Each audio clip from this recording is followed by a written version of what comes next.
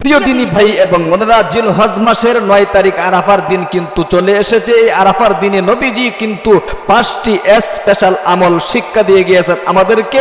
এই আমলগুলো কিন্তু নবীজি স্বয়ং করেছিলেন। আজকে আমরা এই আমলগুলো করব। যদি আমলগুলো করতে পারেন আপনার কপাল খুলে যাবে, ভাগ্য পরিবর্তন হয়ে যাবে। এই আমলগুলো যদি আপনি করতে পারেন, আল্লাহ তাআলা আপনার পিছনের যত বড় বড় গুনাহ রয়েছে, কবিরা সগীরা জাহেরি বাতিনি প্রকাশ্য অপ্রকাশ্য, জিনা বেবিচার পরকিয়া সহ সমস্ত গুনাহগাতা আল্লাহ তাআলা ধুয়ে মুছে সাফ করে আপনাকে নিষ্পাপ করে দিবে। শুধু তাই নয়, অভাব অনটন দুঃখ কষ্ট পেরেশানি আল্লাহ তাআলা দূর করে আপনাদের পরিবারের মধ্যে শান্তি দান করবে। আল্লাহু আকবার। চতুর্দিক থেকে বৃষ্টির মতো রিজিক আসতে থাকবে। প্রিয় দিনী ভাই এবং বোনেরা, এই 5টি বিশেষ আমল নবীজি স্বয়ং করেছিলেন। আজকে আমরাও শিখব ইনশাআল্লাহ। ভিডিওটা দেখতে থাকুন।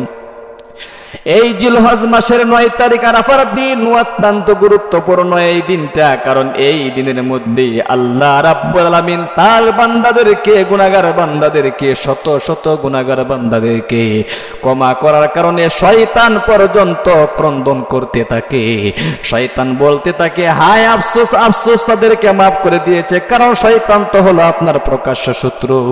আল্লাহ রাব্বুল আলামিন এই শয়তানের ব্যাপারে কিন্তু কোরআন শরীফের মধ্যে অনেক আয়াত কিন্তু নাজিল করেছেন। আল্লাহ এক আয়াতে বলেন, ইন্নাশ শাইতানা লিল ইনসানি আদুম মুবিন। সূরা ইউসুফের আয়াতে আল্লাহ বলেন, অবশ্যই শয়তান মানুষের প্রকাশ্যে শত্রু।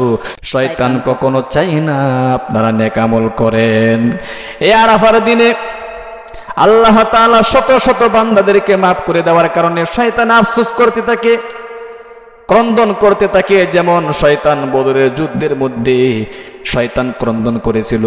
বদরের যুদ্ধের ক্ষেত্রে যখন আল্লাহ রাব্বুল আলামিন তার বান্দাদেরকে ক্ষমা করে দিয়েছিলেন, মাফ করে দিয়েছিলেন, তখন শয়তান কিন্তু ক্রন্দন করেছিল।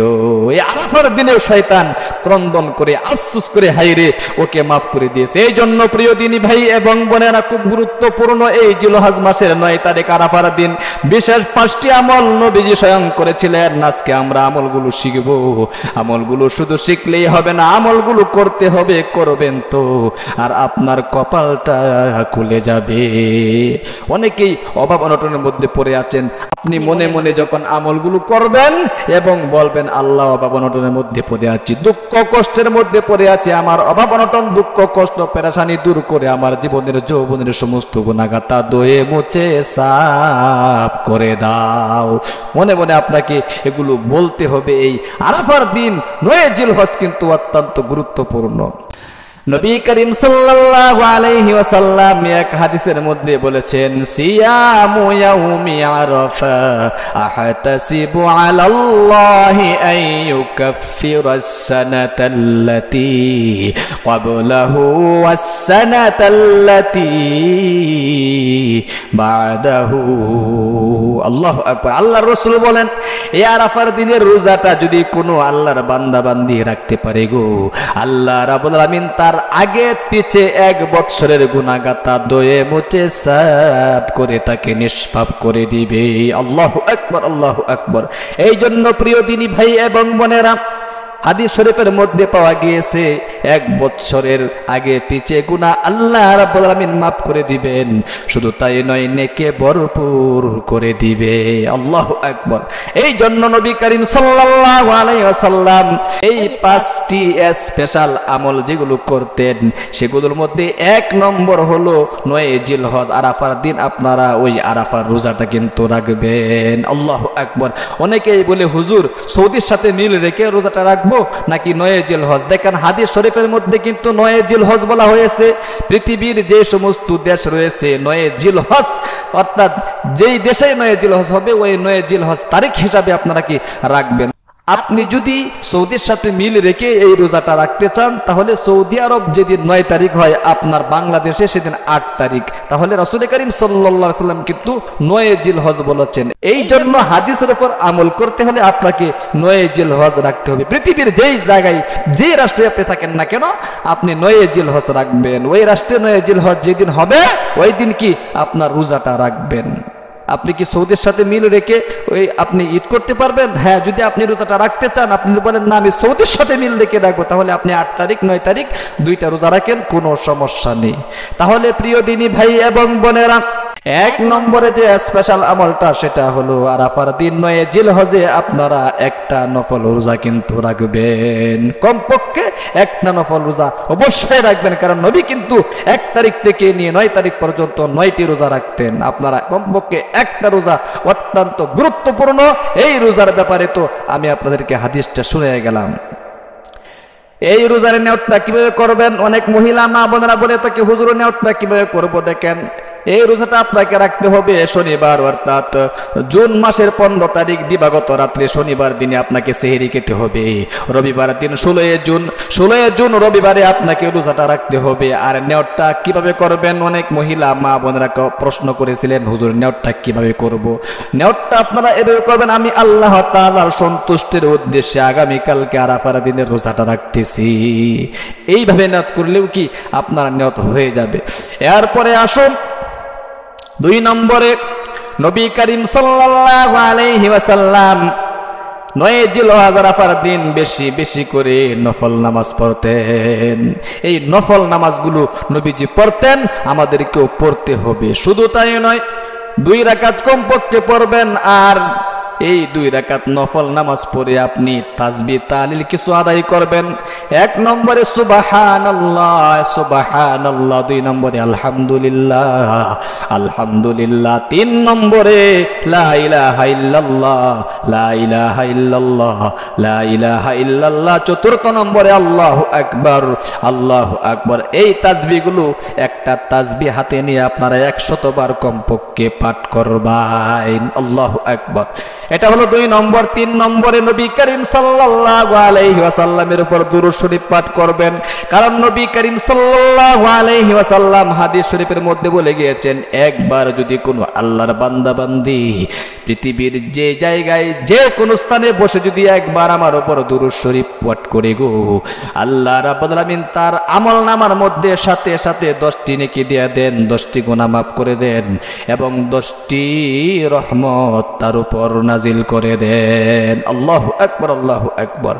এই জন্য 3 নম্বরে দুরূদ শরীফ পড়বেন। কোন দুরূদ শরীফটা পড়বেন? একটা দুরূদ শরীফ, ছোট্ট দুরূদ শরীফ আমি আপনাদেরকে শেখায় দিচ্ছি।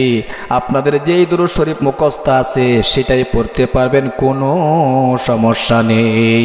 আমি ছোট্ট একটি দুরূদ শরীফ শেখায় দিচ্ছি। সাল্লাল্লাহু আলাইহি ওয়াসাল্লাম সাল্লাল্লাহু আলাইহি ওয়াসাল্লাম সাল্লাল্লাহু আলাইহি ওয়াসাল্লাম। এই দুরূদ শরীফটা কমপক্ষে সকাল বিকাল 9 জিলহজ আরাফার দিনে 100 বার করে পাঠ করবেন। এটা হলো 3 নম্বর।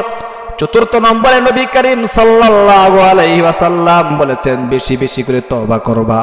নবী করিম সাল্লাল্লাহু আলাইহি ওয়াসাল্লাম প্রতিদিন কমপক্ষে 100 বার করে তওবা করতেন। কারণ নবীজির কোনো গুনাহ ছিল না, উম্মতদেরকে শিখানোর উদ্দেশ্যে কিন্তু তিনি তওবা করতেন।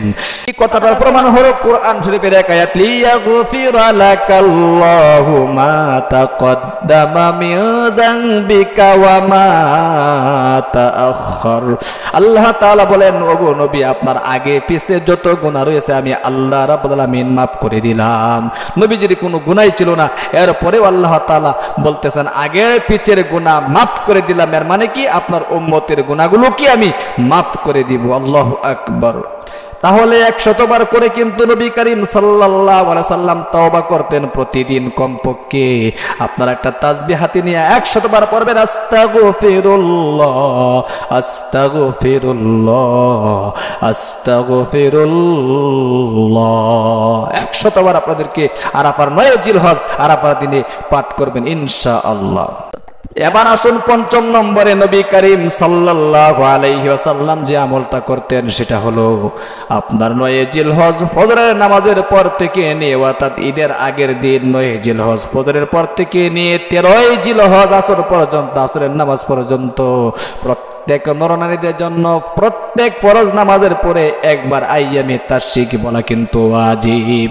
মহিলা মা বোনেরা যারা রয়েছেন আস্তে আস্তে বলবেন যাতে আপনাদের আওয়াজ বাহিরে না যায়, এমন জোরে বলবেন যাতে আপনার কান পর্যন্ত শোনা যায়। আর যারা পুরুষ রয়েছেন অবশ্যই আপনারা জোরে জোরে তাকবীরগুলো কিন্তু বলবেন। একবার বলতে হবে, একবার বলা কিন্তু ওয়াজিব। আমি একবার বলে দিচ্ছি, সহিহ শুদ্ধভাবে শিখে রাখুন। আল্লাহু আকবার, আল্লাহু আকবার, লা ইলাহা ইল্লাল্লাহু, আল্লাহু আকবার, আল্লাহু আকবার, ওয়ালিল্লাহিল হামদ। অবশ্যই আমলগুলো কিন্তু করতে হবে, হাদিস শরীফের দ্বারা কিন্তু প্রমাণিত। যদি আরাফার দিন এই আমলগুলো করতে পারেন, আল্লাহ তাআলা আপনার 1 বছরের আগে পিছে সমস্ত গুনাহগাতা মাফ করে দেবে। শুধু তাই নয়, অভাব অনটন দুঃখ কষ্ট পেরেশানি দূর করে আপনাদের পরিবারের মধ্যে শান্তি দান করবে। অনেকে অসুস্থতার মধ্যে রয়েছেন, অবশ্যই আপনি সুস্থতার জন্য এই আমলগুলো আপনি নিয়ত করে করতে থাকুন, ইনশাআল্লাহ আল্লাহ তাআলা ক্ষমা করে দিবে। আল্লাহু আকবার। তাহলে আমলগুলো করবেন। আর আমাদের এই ইসলামিক চ্যানেলটাকে সাবস্ক্রাইব করে সাথে থাকবেন প্রতিদিন এরকম গুরুত্বপূর্ণ ভিডিও পাওয়ার জন্য। লাইক কমেন্ট করে শেয়ার করে অন্যকে শেখার সুযোগ করে দিবেন। ভালো থাকবেন, সুস্থ থাকবেন। দেখা হবে পরবর্তী ভিডিওতে। আসসালামু আলাইকুম ওয়া রাহমাতুল্লাহি ওয়া বারাকাতুহু।